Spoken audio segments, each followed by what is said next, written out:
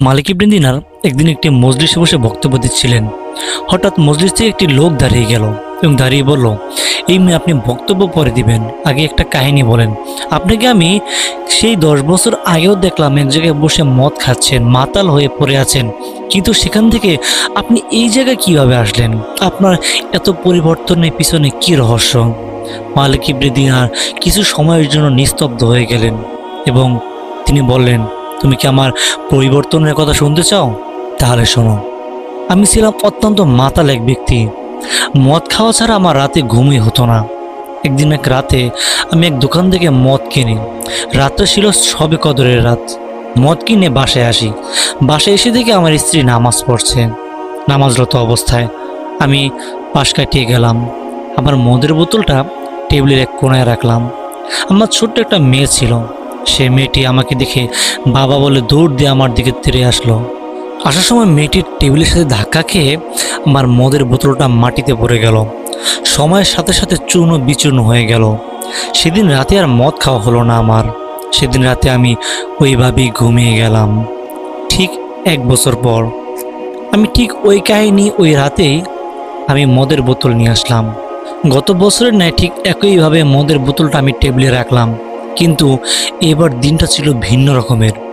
মদের বোতলের দিকে তাকিয়ে আমার চক্ষু দিয়ে জর জর করে পানি পড়তে লাগলো।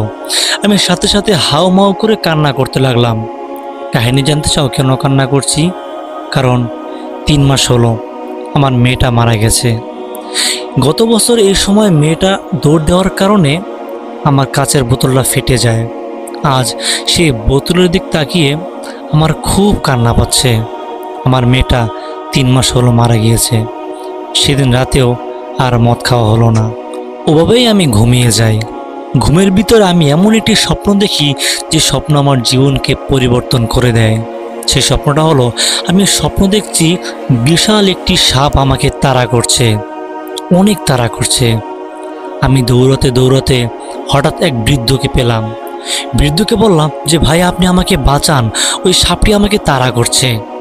বৃদ্ধ বলল, আমি তো অনেক কমজোর মানুষ, আমি একটা বৃদ্ধ, আমি এত শক্তিশালী সাপ থেকে তোমাকে কিভাবে বাঁচাবো?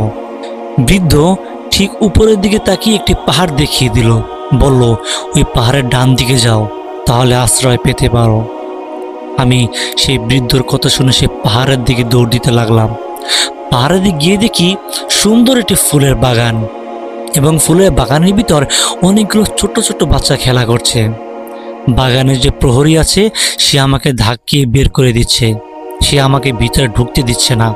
এবং প্রহরী বলল, এই দেখো তো, এই লোকটিকে, তোমরা কি কেউ তাকে চিনো? আমি দেখতে পেলাম তাদের ভিতরে আমার মেয়েটিও আছে।